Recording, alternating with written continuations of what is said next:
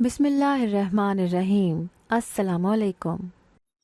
اماں ابا کی موت کے بعد میں نے ملازمت شروع کر دی، لیکن بھائی بھابھی میری کمائی پر عیش کرنے لگے اور خود کوئی کام نہ کرتے۔ تنگ آ کر میں نے اپنے باس سے کہا کہ مجھے نکاح کا ڈرامہ کر لے تاکہ میں گھر سے جان چھڑا کر نکل جاؤں۔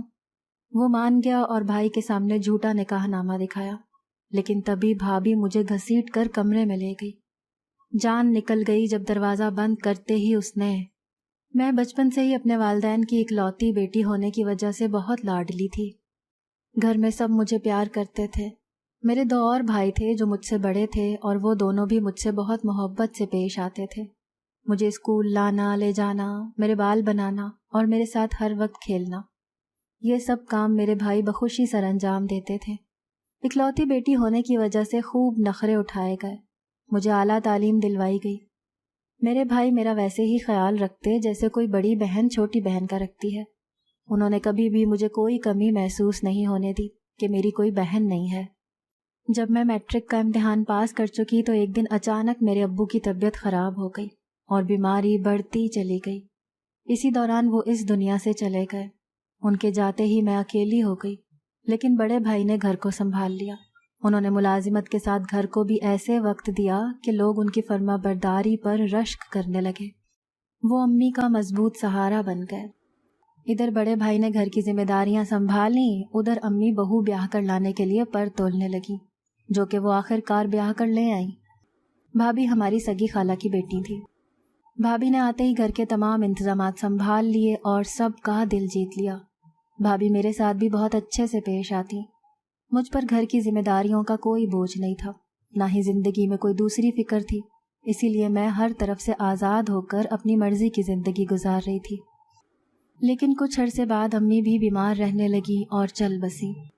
امی کے جانے کے بعد ہم سب بہت عرصے تک اداس رہے، مگر دھیرے دھیرے زندگی کی طرف پلٹ ہی آئے۔ دونوں ماں باپ کی یک کے بعد دیگرے موت نے مجھے بہت غمگین کر دیا، لیکن میرے بھائیوں نے میرا بہت خیال رکھا۔ کچھ ہی عرصے کے بعد میرے چھوٹے بھائی نے سب کو بتایا کہ وہ شادی کرنا چاہتا ہے، اور وہ بھی اپنی پسند کی لڑکی سے۔ ہم میں سے کسی کو بھلا کیا اعتراض ہو سکتا تھا؟ ہم سب خوشی خوشی اس کی شادی میں شریک ہوئے۔ لڑکی کے گھر رشتہ لے کر گئے، شادی کی تیاریاں کیں اور بالآخر ایک اور بھابھی بیاہ کر گھر لے آئے۔ اب ہر آتا جاتا میرے بھائیوں سے میری شادی کے متعلق سوال کرنے لگا تھا، جسے یہ کہہ کر میرے بھائی ٹال دیتے کہ ہماری بہن بہت لاڈلی اور معصوم ہے، اسے کبھی بھی بیاہ کر نہیں دیں گے اور اپنے پاس ہی رکھیں گے۔ اور میں بھی اپنے بھائیوں سے اتنا پیار کرتی تھی کہ ان سے دور جانے کا تصور بھی مجھے اداس کر دیتا تھا۔ ویسے بھی ان دنوں میں یونیورسٹی میں اپنی ڈگری مکمل کر رہی تھی۔ آہستہ آہستہ میرے بھائیوں کے بچے ہونے لگے تو گھر میں روایتی چپکلش چل پڑی اور ماحول بدلنے لگا۔ اب جہاں دونوں بھابھیوں کا بہت پیار نظر آتا تھا، وہیں بچوں کو لے کر ان کے درمیان اکثر تکرار ہونے لگی تھی۔ ایسے میں مجھے سمجھ نہیں آتی تھی کہ کون صحیح ہے اور کون غلط ہے۔ ایک دن شام کی چائے کے دوران بڑے بھائی اور بھابھی بیٹھے تھے، تو بھابھی نے بھائی سے کہا کہ آپ ہمیشہ اپنے چھوٹے بھائی کے بچے کو اٹھاتے ہیں، میں ہمیشہ دیورانی کے کام بھی کرتی ہوں، لیکن انہوں نے کبھی ہمارا احساس نہیں کیا، بلکہ چھوٹا بھائی تو اپنے بڑے بھائی کے بچوں کو پیار تک نہیں کرتا۔ مجھے بھی بھابھی کا شکوہ درست لگا۔ میں نے بھابھی سے اکیلے میں کہا کہ میں چھوٹے بھائی اور بھابھی کو سمجھاؤں گی کہ وہ ایسا نہیں کریں۔ اس کے بعد میں نے چھوٹے بھائی سے کہا کہ کل بڑا بھائی اور بھابھی بھی ناراض ہو رہے تھے، تم ان کے بچوں کو بھی اٹھا کر پیار کیا کرو۔ میری یہ بات چھوٹی بھابھی نے بھی سن لی اور وہ فوراً بھڑک اٹھی۔ انہوں نے مجھے بہت برا بھلا کہا، گھر میں ایک تماشا لگ چکا تھا۔ لیکن مجھے زیادہ افسوس اس بات کا ہوا کہ چھوٹے بھائی نے میرے حق میں ایک بار بھی اپنی بیوی کو نہیں روکا۔ وہ کہتی رہی کہ میں ان کی دشمن ہوں اور انہیں اس گھر میں برداشت نہیں کرتی۔ مجھے اس سے بھی زیادہ حیرت تب ہوئی جب بڑی بھابھی بھی چپ چاپ کھڑی تماشا دیکھتی رہی۔ انہوں نے بھی کہا کہ وہ، میں اور بڑا بھائی ایسی بات کر چکے تھے، میں تو صرف سمجھانے آئی تھی۔ مجھے اس دن احساس ہوا کہ بھائی شادیوں کے بعد کیسے بدل جاتے ہیں۔ میں ان سب سے منہ موڑ کر اپنے کمرے میں بند ہو گئی اور سارا دن روتی رہی۔ اگلے دن میرا چھوٹا بھائی اور بھابھی یہ گھر چھوڑ کر چلے گئے۔ میں نے انہیں جاتا دیکھ کر بہت معافی مانگی اور انہیں روکنے کی بھی کوشش کی، لیکن شاید وہ لوگ لڑائی کرنے اور گھر سے جانے کا بہانہ ہی ڈھونڈ رہے تھے۔ اس دن مجھے احساس ہوا کہ بڑا بھائی اور بھابھی بھی ان کے جانے سے بہت خوش تھے۔ ان کے جانے کے بعد گھر بہت خالی خالی ہو گیا۔ بڑا بھائی اور بھابھی نے میرا حال چال پوچھنا بھی چھوڑ دیا، تو پھر میں نے اپنے لیے نوکری تلاش کرنی شروع کی۔ اسی لیے میں نے بھائی سے اجازت چاہی تو انہوں نے سختی سے منع کر دیا کہ نوکری کرنے کی ضرورت نہیں۔ لیکن نہ جانے بھابھی نے ایسا کون سا جنتر منتر پڑھ کر پھونکا تھا کہ بھائی نے مجھے فوراً اجازت دے دی، اور میں نے ایک کمپنی میں پرسنل سیکرٹری کی نوکری شروع کی۔ ابھی مجھے نوکری کرتے ہوئے کچھ ہی عرصہ ہوا تھا کہ ایک دن بھائی نے بری خبر سنا دی کہ ان کی نوکری ختم ہو گئی ہے۔ کمپنی خسارے میں جا چکی ہے، اسی لیے اب مجھے ہی گھر کا خرچ کچھ مہینے چلانا پڑے گا۔ میں اپنے بھائی کے دل میں جگہ بنانے کے لیے خوشی خوشی مان گئی۔ اب ہر مہینے جو کچھ بھی میں کما کر لاتی انہی کے ہاتھ پر رکھ دیتی۔ میرے لیے کچھ بھی بچتا نہیں تھا، صرف چند ہزار گن کر میرا بھائی مجھے دیتا تھا، جو میرے ذاتی اخراجات کے لیے بھی ناکافی تھے۔ میں چپ چاپ ساری صورتحال دیکھتی اور برداشت کرتی رہی، کیونکہ چند مہینے کی بات تھی۔ بھائی نے مجھے کہا تھا کہ وہ اب نوکری نہیں کاروبار کرے گا، اسی لیے کوشش کر رہا ہے۔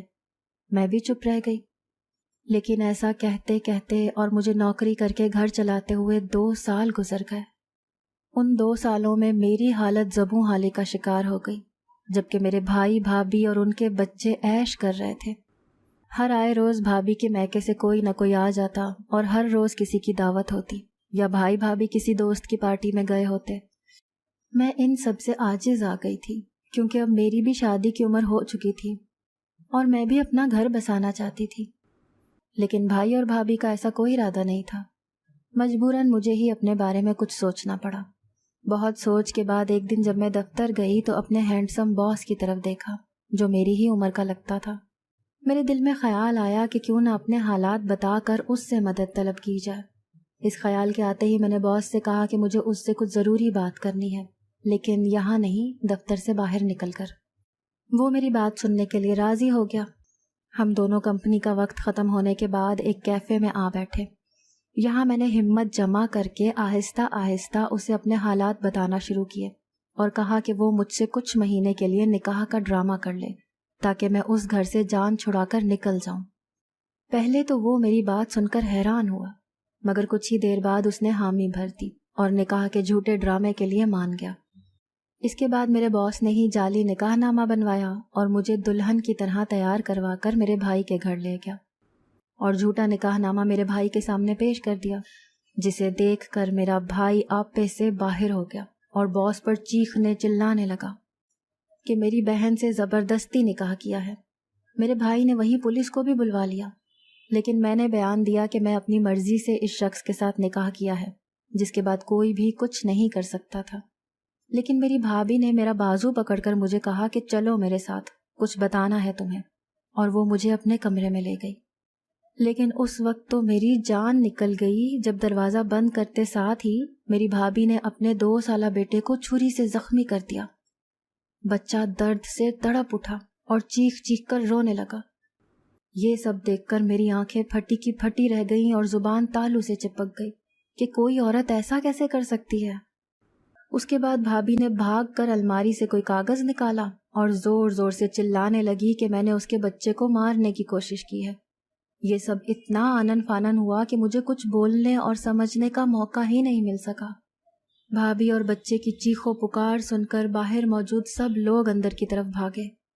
اسی اثنا میں بھابھی نے اپنا گریبان بھی چاک کر دیا اور بھائی کو آتا دیکھ کر اپنا سر پیٹنے لگی۔ بھابھی نے بیان کرتے ہوئے بتایا کہ میں نے پہلے بچے پر حملہ کیا ہے، اور جب وہ بچانے لگیں تو میں نے ان کا گریبان پھاڑ دیا۔ یہ ساری باتیں سن کر میں تو چکرا کر رہ گئی اور بھائی کے آگے گڑ گڑانے لگی کہ یہ سب جھوٹ ہے، بھابھی نے خود ایسا کیا ہے اور اب مجھ پر الزام لگا رہی ہیں۔ بھابھی نے اب یہاں ایک اور داؤ کھیلا، جسے سن کر میرے تو قدموں تلے سے زمین ہی نکل گئی۔ اس نے اپنے ہاتھ میں پکڑا ہوا کاغذ میرے باس کو دکھاتے ہوئے کہا کہ تمہاری بیوی جھوٹ بول رہی ہے اور یہ ہے اس کا پہلا نکاح نامہ۔ اس نے نکاح پر نکاح کیا ہے، جبکہ یہ پہلے سے میرے بھائی کی بیوی ہے، اور ہم اب اس سے رخصتی کروانا چاہتے تھے، جس کے لیے میں تیار نہیں تھی۔ میں نے اپنے باس سے کہا کہ یہ جھوٹ ہے، ایسا کچھ نہیں ہوا، مگر اس نے میری ایک نہ سنی اور مجھے پولیس کے حوالے کر دیا۔ مجھ پر 2 جرم عائد کیے گئے تھے، ایک میں نے بچے پر حملہ کیا اور دوسرا میں نے جھوٹ بول کر نکاح پر نکاح کیا۔ میں نے لاکھ قسمیں کھائیں، منتیں کی، لیکن کسی نے میری ایک نہ سنی اور مجھے جیل بھیج دیا گیا۔ حوالات میں 2 دن بند رہنے کے بعد تیسرے دن حوالدار نے مجھے بتایا کہ میری ضمانت کروا دی گئی ہے۔ میں بہت حیران ہوئی کہ کس نے یہ سب کیا۔ جب میں جیل سے باہر نکلی تو اپنے چھوٹے بھائی کو دیکھ کر حیران رہ گئی۔ مجھے امید نہیں تھی کہ وہ یہاں آ کر مجھے بچا لے گا۔ وہ مجھے اپنے ساتھ اپنے گھر لے گیا۔ گھر پہنچ کر چھوٹی بھابھی کا رویہ میرے ساتھ بہت ہی محبت بھرا تھا۔ میں یہ دیکھ کر بہت حیران رہ گئی۔ میں نے بھابھی سے ایک مرتبہ پھر معافی مانگی، کیونکہ اب اس کے سوا میرے پاس کوئی دوسرا ٹھکانہ نہیں تھا۔ میں چپ چاپ ان کے ساتھ رہنے لگی تھی، کیونکہ وہ دونوں ہی مجھے زمانے سے بچا کر اپنے گھر لے کر آئے تھے۔ دن بھر میں گھر کے کام کرتی اور رات کو جلدی اپنے کمرے میں چلی جاتی۔ مجھے اپنے چھوٹے بھائی سے ہی پتہ چلا تھا کہ بڑے بھائی نے رپورٹ واپس لے لی ہے اور اب مجھ پر کوئی جرم نہیں بچا ہے۔ میں نے بھائی سے کہا کہ بڑی بھابھی کے پاس جعلی نکاح نامہ کیسے آیا؟ تو بھائی نے ہی مجھے بتایا کہ اس نے مجھے اپنے ساتھ رکھنے اور بدلہ لینے کے لیے ایسا کیا ہے۔ میں نے اپنے بھائی سے کہا کہ لیکن ان کے جھوٹ کی وجہ سے میرا شوہر تو مجھے چھوڑ چکا ہے اور اب اسے میں کیسے سچ بتاؤں گی؟ میں نے یہاں جھوٹ بولا تھا کیونکہ میں کسی کو نہیں بتانا چاہتی تھی کہ وہ بھی میرا جعلی نکاح تھا۔ میرے بھائی نے یہاں بہت سکون سے کہا کہ اسے بھول جاؤ اور اب سے یہی میرا گھر ہے۔ میں اپنے بھائی کے اس قدر شیریں لب و لہجے سے بہت متاثر ہوئی۔ کچھ دن گزرے تو بھائی نے مجھے کہا کہ آج وہ کہیں ضروری کام سے کسی دوسرے شہر جا رہے ہیں اور مجھے ایک فائل لے کر ان کے باس کے پاس جانا ہوگا۔ انہوں نے کچھ اس طرح سے بات کہی کہ میں اپنے بھائی کا حکم ٹال نہیں سکی، ورنہ میں گھر سے باہر نہیں جانا چاہتی تھی۔ جب میں اپنے کمرے میں تیار ہو رہی تھی تو بھابھی وہاں چلی آئیں اور میرا نقاب دیکھ کر فوراً سے حلیہ بدلنے کا کہا اور اپنا ایک نیا مہنگا سوٹ لے کر آئیں کہ یہ پہن کر جاؤ۔ میرے بھائی کا باس امیر آدمی ہے، اس کے سامنے اس طرح غریبوں والے حلیے میں جانا مناسب نہیں، ورنہ بھائی کی جاب پر بھی برا اثر پڑ سکتا ہے۔ میں نے بھابھی کا سوٹ پہن لیا اور ہلکا سا میک اپ کر کے فائل اٹھائے گھر سے نکل آئی۔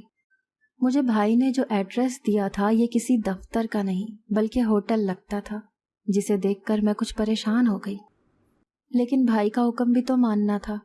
میں ہوٹل چلی گئی اور کاؤنٹر سے پتہ کر کے مطلوبہ کمرے میں جا پہنچی، جہاں ایک ادھیڑ عمر شخص بیٹھا ہوا تھا۔ میں نے فائل اس کے سامنے رکھ دی اور کہا کہ یہ میرے بھائی نے بھیجی ہے، جسے اس نے بے دلی سے ایک طرف پھینک دیا۔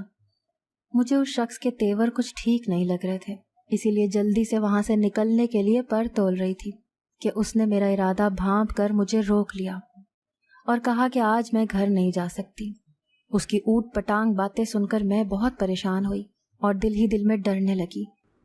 وہ شخص اٹھ کر میرے قریب آنے لگا تو میں ایک چیخ مار کر دوسری طرف ہو گئی اور جلدی جلدی اپنے بھائی کو فون ملایا۔ فون اٹھاتے ہی میں نے اونچی آواز میں اپنے بھائی کو بتایا کہ تمہارا باس مجھ پر گندی نظر رکھے ہوئے ہے اور اس کے ارادے ٹھیک نہیں۔ دوسری جانب سے میرے بھائی کی سکون سے بھری ہوئی آواز سنائی دی، جسے سن کر کمرے کی چھت مجھے اپنے سر پر گرتی ہوئی محسوس ہوئی۔ میرے بھائی نے مجھے کہا کہ باس جو بھی کہتا ہے وہ کر لو، ایک دن کی تو بات ہے۔ میں نے چیخ کر کہا کہ میں ایسا کچھ نہیں کرنے والی، تو میرا بھائی منتیں ترلے کرنے پر اتر آیا کہ اس نے باس سے بھاری قرضہ لیا ہے جس کی ادائیگی ناممکن ہے۔ اس مشکل وقت میں اب میں ہی اس کی مدد کر سکتی ہوں۔ اپنے بھائی کا اس قدر سفاکانہ ارادہ دیکھ کر مجھے بہت دھچکا لگا۔ تو وہ یہ مقصد تھا جس کی خاطر یہ مجھے جیل سے لائے تھے، اور دونوں میاں بیوی مجھ پر مہربان ہو رہے تھے۔ میں نے فون بند کر دیا کیونکہ اب میرے پاس کچھ کہنے سننے کو بچا ہی کب تھا۔ اپنی عزت بچانے کے لیے اب جو بھی کرنا تھا مجھے خود ہی کرنا تھا۔ وہ شخص میری طرف اب مکروا ہنسی ہنستے ہوئے پھر بڑھنے لگا۔ اس بار میرے ہاتھ میں ایک گلدان آ گیا۔ میں نے آؤ دیکھا نہ تاؤ وہ گلدان اس شخص کے سر میں دے مارا اور وہاں سے بھاگ نکلنے میں کامیاب ہو گئی۔ میں جب ہوٹل کے کمرے سے بھاگ کر باہر نکلی تو میرا ٹکراؤ سیڑھیوں پر ایک شخص سے ہوا جسے دیکھ کر میں دنگ رہ گئی۔ وہ بھی مجھے پہچان چکا تھا۔ یہ میرا وہی باس تھا جس کے ساتھ میں نے جھوٹے نکاح کا ڈرامہ کیا تھا۔ اس نے مجھ سے کہا کہ وہ مجھ سے بات کرنا چاہتا ہے، لیکن میرے پاس وقت نہیں تھا۔ اگر ہوٹل انتظامیہ کو پتہ چل جاتا کہ میں نے اوپر کمرے میں ایک شخص کا سر پھاڑ دیا ہے تو میری خیر نہیں تھی، لہٰذا میں وہاں سے نکل بھاگی۔ میں ایک رکشے میں بیٹھ کر ہوٹل سے کافی دور چلی گئی کیونکہ مجھے ڈر تھا کہ پولیس میری تلاش میں ہوگی اور اس بار میں کسی طور جیل نہیں جانا چاہتی تھی۔ شاید وہ شخص اب تک مر چکا ہو، لیکن مجھے اس متعلق کوئی بھی خبر انٹرنیٹ پر نظر نہیں آئی تھی۔ ایسی خبر انٹرنیٹ پر فوراً آ جاتی تھی۔ اب میرے پاس رہنے کے لیے ٹھکانہ نہیں تھا اور نہ کھانے کے پیسے تھے۔ میں سوچنے لگی کہ اس بے سر و سامانی کی حالات میں مجھے کیا کرنا چاہیے، تو مجھے اپنا وہی باس یاد آ گیا۔ اس نے پہلے بھی تو میری مدد کی تھی، میرے بھائیوں سے زیادہ بہتر تو وہ تھا، لیکن ایک غلط فہمی نے اس دن اسے میری مدد کرنے سے روک دیا تھا۔ مجھے اس کے پاس جا کر قسمت آزمانی چاہیے۔ میں اس کے دفتر پہنچ گئی اور باس سے ملنے کی درخواست کی۔ جب میں اس کے سامنے گئی تو میں نے اسے کہا کہ میں ساری سچائی بتانے آئی ہوں۔ اسے سن کر اگر یقین آئے تو مجھے دوبارہ نوکری پر رکھ لو۔ میرے باس نے مجھے جواب میں یہ بتا کر حیران کر دیا کہ وہ سب کچھ پہلے سے جانتا تھا۔ اس دن جو نکاح نامہ بھابھی نے دکھایا تھا وہ جعلی تھا، وہ یہ بات پہلے سے جانتا تھا۔ تو پھر مجھے جیل کیوں بھیجا؟ میں نے اس سے استفسار کیا۔ میرے باس کا ارادہ 3 دن بعد مجھے جیل سے باہر نکالنے کا تھا، لیکن اس سے پہلے ہی میرا بھائی وہاں پہنچ کر مجھے لے گیا۔ جب یہ بات مجھے اپنے باس کی زبانی پتہ چلی تو میں بہت حیران ہوئی۔ اس نے مزید مجھ پر انکشاف کیا کہ جس ہوٹل میں ہماری کل ملاقات ہوئی ہے وہ اسی کا ہوٹل تھا، اور جس شخص کو میں نے زخمی کیا ہے وہ میرے باس کا دوست تھا۔ لیکن یہ معاملہ پولیس تک نہیں گیا تھا۔ پے در پہ انکشافات نے مجھے ہلا کر رکھ دیا تھا اور میرے پاس اب کہنے کو کچھ باقی نہیں بچا تھا۔ میں نے اپنے باس سے ایک آخری سوال پوچھا کہ کیا وہ دوبارہ میری مدد کرے گا، تو اس نے جواب دیا کہ وہ شادی شدہ ہے، اس کی بیوی مر چکی ہے لیکن 2 بچے ہیں۔ اگر میں ان کی ملازمہ بن جاؤں تو مجھے رہنے کے لیے چھت اور 3 وقت کا کھانا مل سکتا ہے۔ میں اس ملازمت کے لیے تیار ہو گئی کیونکہ اس وقت میرا مسئلہ سر چھپانے کے لیے جگہ کا انتظام کرنا تھا۔ یوں میں اپنے باس کے ساتھ اس کے گھر آ گئی۔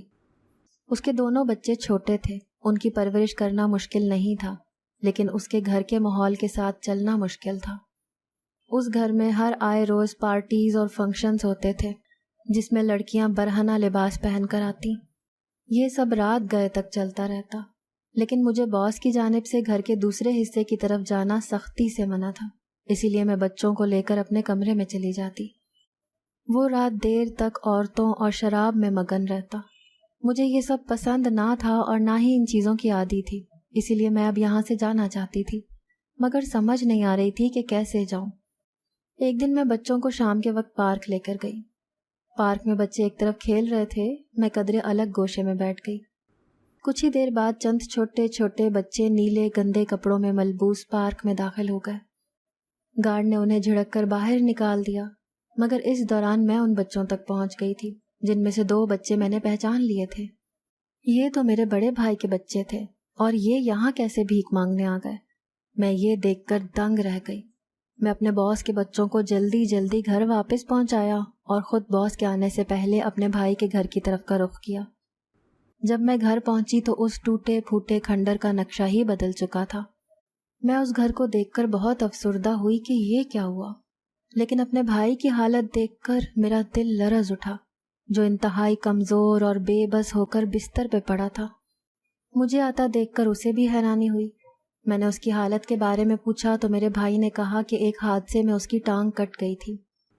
میں نے بھابھی کے بارے میں پوچھا تو وہ انہیں اس حال میں چھوڑ کر جا چکی تھی اور بچے بھیک مانگنے لگ گئے تھے، جس سے گھر میں کچھ کھانے پینے کا راشن آ جاتا تھا۔ میں نے دل میں سوچا کہ کیا یہ مکافات عمل ہے جو آج میرے بھائی کو بھگتنا پڑ رہا ہے۔ میں وہاں زیادہ دیر نہ ٹھہری اور گھر واپس آ گئی۔ میں نے باس کو اس بارے میں کچھ نہیں بتایا تھا، لیکن باس نے کچھ دن بعد مجھے بتایا کہ میرا چھوٹا بھائی جیل میں ہے۔ اس نے جس شخص کا قرضہ ادا کرنا تھا اسی شخص نے رپورٹ درج کروائی ہے۔ میں نے دل میں سوچا کہ میں نے اپنے بھائیوں کے ساتھ برا نہیں کرنا چاہا تھا کبھی، لیکن آج یہ دونوں وہی کھیتی کاٹ رہے ہیں جو انہوں نے اپنے لیے کاشت کی تھی۔ میں نے باس سے کہا کہ مجھے بھی اب اس گھر سے جانا ہے، اپنے بچوں کا انتظام کر لو۔ باس نے مجھے کہا کہ وہ 2 دن بعد جواب دے گا۔ 2 دن کے بعد باس نے مجھے اپنی ملازمہ کے ہاتھ شادی کا پیغام بھیج کر حیران کر دیا۔ میرے پاس 2 راستے تھے، اسی گھر میں شادی کر کے رہ جانے کا اور یہاں سے چلے جانے کا، لیکن یہاں سے باہر کی دنیا بہت بری تھی، اسی لیے مجھے باس کے ساتھ شادی کا آپشن بہتر لگا۔ میں نے ہاں کہہ دی۔ شادی کو ابھی 1 مہینہ ہی گزرا تھا کہ ایک صبح جب میں اپنے گھر میں اکیلی تھی تو مجھے ایک انجان نمبر سے کچھ تصاویر موصول ہوئیں۔ یہ تصویریں میرے شوہر کی تھیں، لیکن ساتھ لڑکی کو دیکھ کر میرے پیروں تلے سے زمین ہی نکل گئی۔ وہ کوئی اور نہیں بلکہ میری ہی بڑی بھابھی تھی، جو کہ اب بھی میرے بھائی کے نکاح میں موجود تھی۔ جب میرا شوہر گھر واپس آیا تو مجھے کسی طور چین نہ آیا۔ میں نے موبائل اس کے سامنے رکھ دیا کہ اب مجھ سے شادی کے بعد تم یہ سب کرتے پھرتے ہو۔ اس نے جب تصویریں دیکھیں تو مجھ سے کہا کہ یہ تصویریں جعلی ہیں، تم کسی بھی اچھے فوٹو شاپ ماہر سے پتہ کروا لو۔ مجھے اس کی بات کا یقین نہیں آیا، تو پھر میں نے کہا کہ میری بھابھی کو کیا ضرورت کہ وہ میرے شوہر کے بارے میں مجھے گمراہ کرے۔ میرے شوہر نے جواب دیا کہ وہ اب وہی کچھ تمہاری زندگی میں کر رہی ہے جو اس نے تمہیں اپنے بھائیوں کی زندگی سے نکالنے کے لیے کیا تھا۔ میں اپنے شوہر کی بات سن کر ایک لمحے کے لیے سوچ میں پڑ گئی کہ میں نے تو یہ کبھی سوچا ہی نہیں تھا۔ میرے شوہر نے مزید مجھے کہا کہ ہر مہینے میں ایک معقول رقم اپنے بھائیوں کے گھر دیتی رہوں، ورنہ میری بھابیاں کوئی نیا ہنگامہ کرتی رہیں گی۔ میں نے اس دن اپنے شوہر سے پوچھا کہ اس نے اتنے سارے مسائل کے باوجود اور میرے گھرانے کی اصلیت جانتے ہوئے بھی مجھ سے شادی کیوں کی۔ اس نے مجھے بتایا کہ امیر مرد کے آس پاس عورتیں تتلیوں کی طرح منڈلاتی ہیں، لیکن مرد کو ہمیشہ وہی عورت متاثر کرتی ہے جس میں حیا اور پاکیزگی ہوتی ہے، اس کے کردار میں کوئی جھول نہیں ہوتی۔ اسی لیے میں نے بیوی کی حیثیت دینے کے لیے ایک ایسی عورت کا انتخاب کیا جس کا کردار کسی طور پر بھی کم نہیں تھا بلکہ بہت بلند تھا۔ میں اپنے شوہر کا جواب سن کر اس دن پہلی مرتبہ دل سے خوش اور مطمئن ہوئی۔ مجھے میرے گزرے ہوئے مشکل وقت اور صبر کا پھل مل چکا تھا۔ بے شک اس دن کے بعد مجھے کبھی ان بھائیوں کے دروازوں پر ٹھوکریں کھانے کی نوبت نہیں آئی جنہوں نے مجھے اپنے مقاصد کے لیے استعمال کیا تھا، لیکن میں ہمیشہ باقاعدگی سے ہر مہینے اپنے بھائیوں کی بیویوں اور اولادوں کے لیے ایک معقول رقم بھیج دیتی ہوں۔ یہ وہ قرض تھا جو انہوں نے کبھی بچپن میں مجھے پیار کی صورت میں دیا تھا، آج میں وہ لوٹا رہی تھی۔ اگر آپ کو آج کی ہماری کہانی پسند آئی ہے تو اسے لائک کیجیے اور اپنے پیاروں کے ساتھ شیئر کیجیے، اور ہاں، اگر ابھی تک آپ نے ہمارا چینل سبسکرائب نہیں کیا تو ضرور کیجیے۔ ملتے ہیں کل ایک نئی اور دلچسپ کہانی کے ساتھ، تب تک کے لیے اللہ حافظ۔